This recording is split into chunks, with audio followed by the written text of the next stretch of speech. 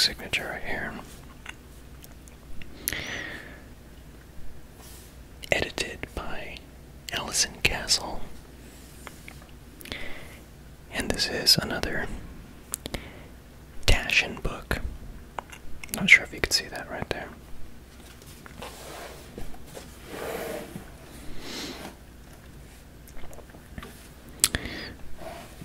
What's this? It's like 25 years, maybe. Something like that.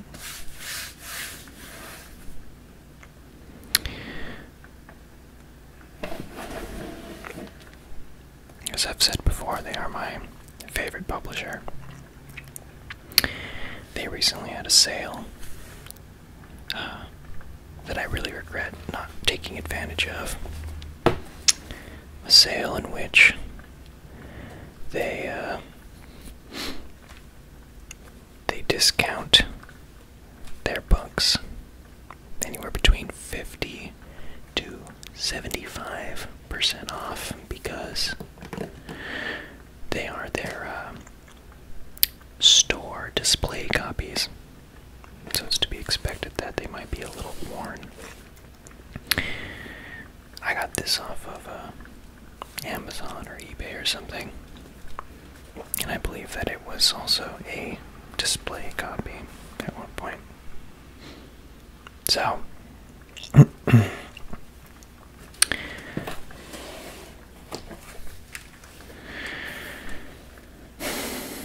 got all these film reels.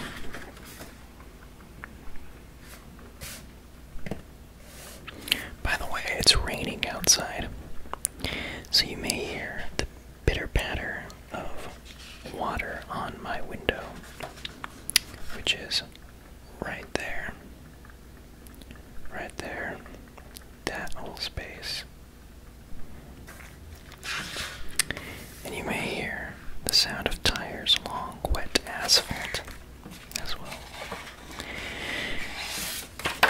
So this book is divided into two sections.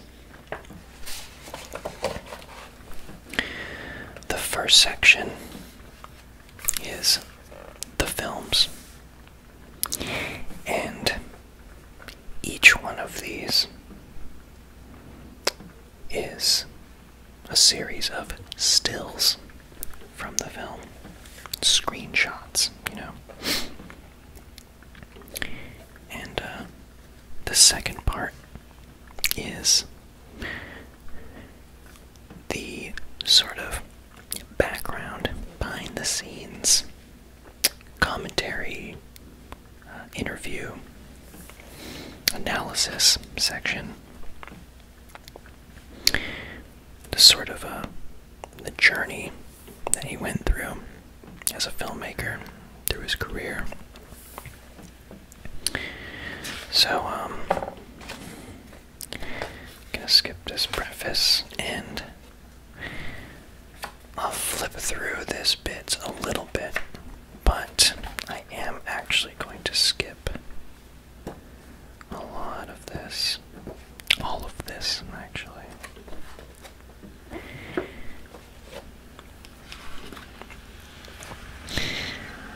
Maybe just a page from each film. So which one's this? This is Kiss Me, Kill Me. I actually don't believe I've ever watched this. And we got The Killing. I have seen this once. I wasn't too into it, but had a good time. This is Paths of Glory.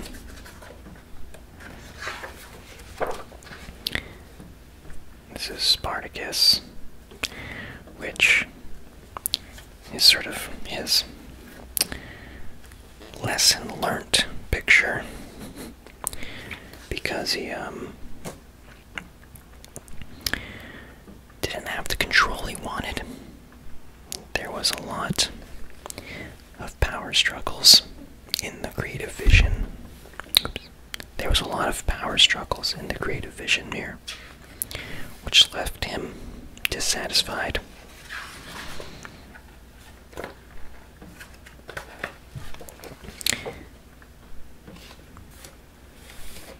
Then he did Lolita,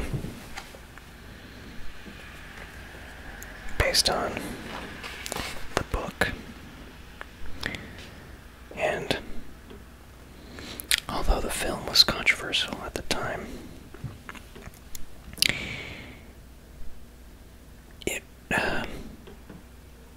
there was still enough sort of forces at play, restrictions, which required them to not really do anything so explicitly as far as the illustration of the romantic relationship between an adult man and an adolescent girl. So instead of being explicit, they resorted to things like this: camp climax for girls. And other moments, like this part where they're being intimate and he's looking over at the picture frame of Lolita. It's more suggestive than anything, which Kubrick was a little unhappy about as well, that he didn't get to go full-blown creepy on it. This is Dr. Strangelove. I guess it's worth looking at the full title.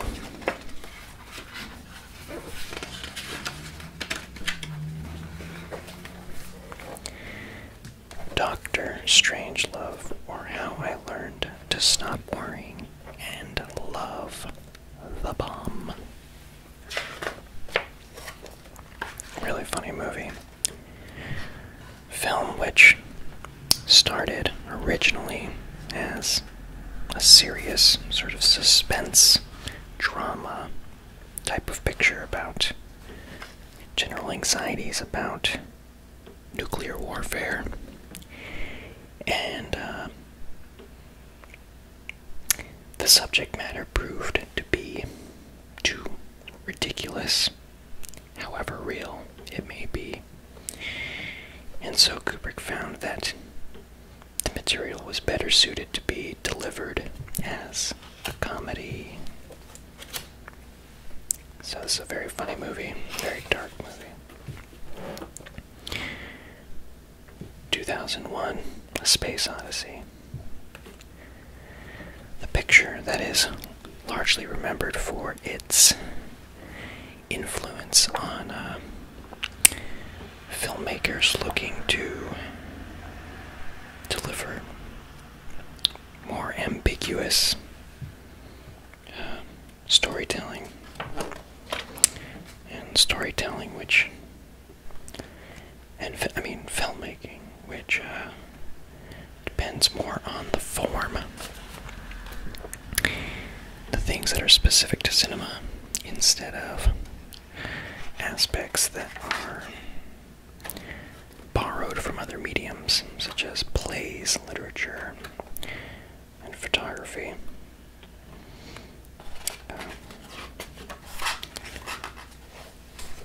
Let's see.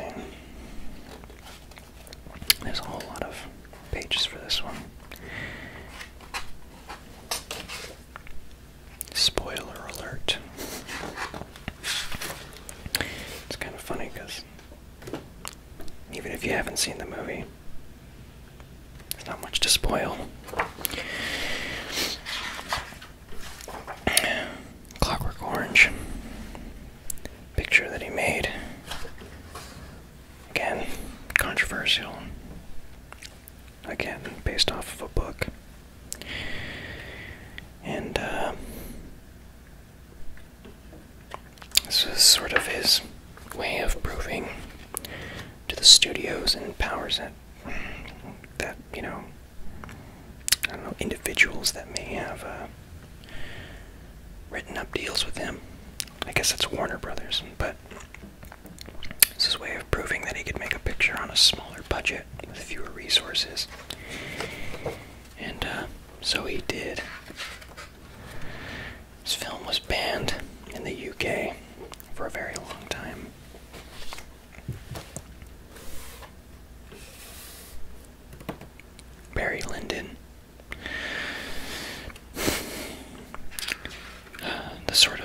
black sheep of the family, of his body of work, because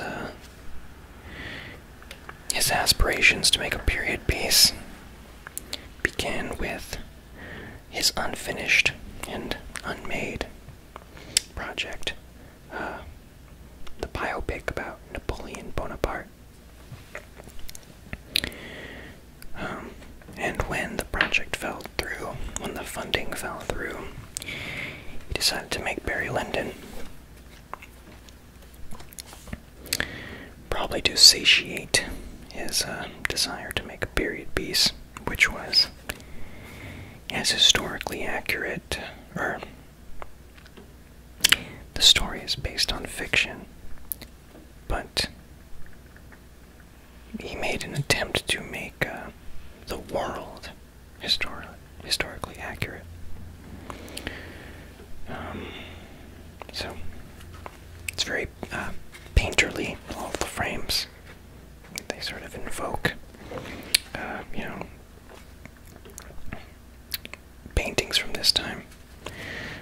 Images of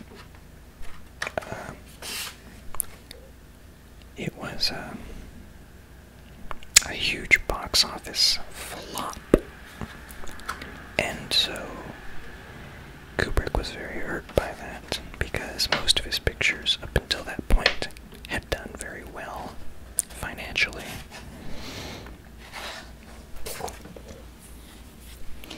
It is worth noting that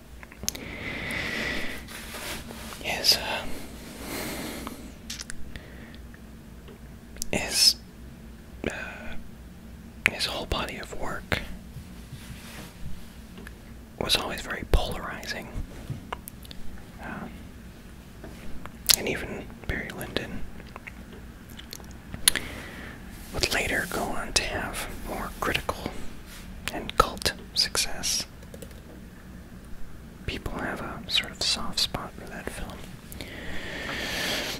Here's The Shining. Based on the Stephen King novel. Stephen King has expressed his contempt for this adaptation, and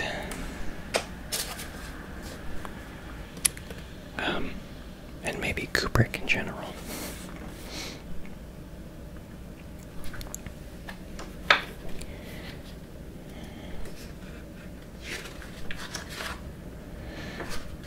Something special about this film is that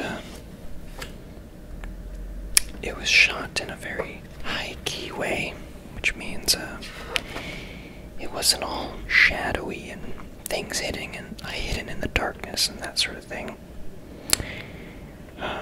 So it was very disarming that you're in this well-lit environment that was still haunted and spooky.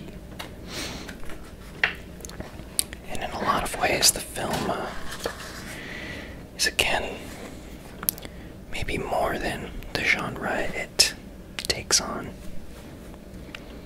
And that is maybe sort of best examined in its ending. Full Metal Jacket. This is a film that I saw a million times as a child. My stepfather is a Marine, and the first time I ever saw this film was when he brought it over to watch when I was little. And yeah, sort of infinitely quotable. And as a child, I found that a lot of these films I've always loved, and sort of as a kid you appreciate them for more superficial, sort of theatrical reasons. And what's so great about them is that they suit your needs as a film for a child. They quench your thirst for something that is visceral and something that just appeals to the senses, something which uses the form to excite you. And then you get older, and you, I'm sorry, just to check if I'm still rolling. You get older, and now you see the depth of the work. And it's just something that I appreciate a lot, because I can watch these films as an adult, and now they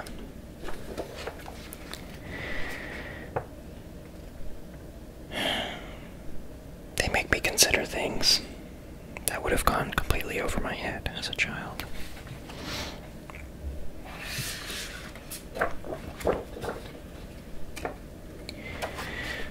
Eyes Wide Shut was the last film that he made.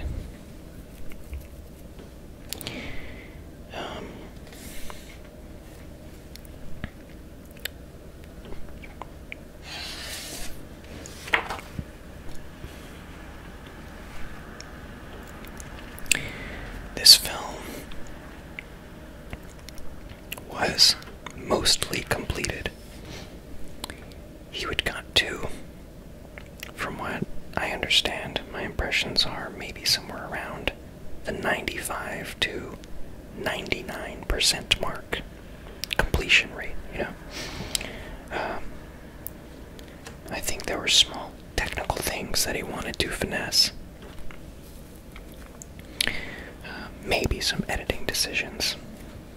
I haven't really ever learned up on the specifics of the situation. But that being said, it's a doozy. It's a good one. Probably one that took me the longest to sort of get around to. I think it was one of the last Kubrick films I saw, besides Barry Lyndon. Yeah, I think Barry Lyndon might have been the last one I've seen from him.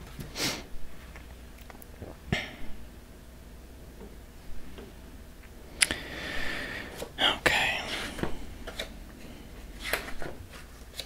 So,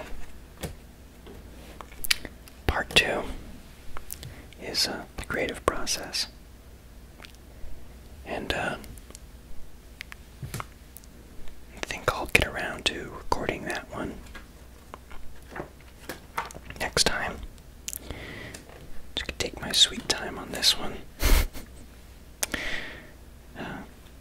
There's lots to see there.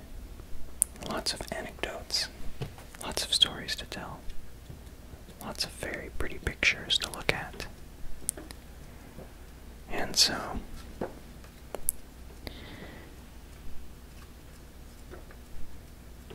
next time I'll grab a cup of tea, maybe a stick of bubble gum, and get to it. But for now,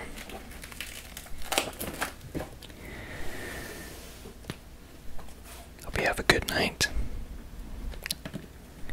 I hope the weather isn't too crazy wherever you may be.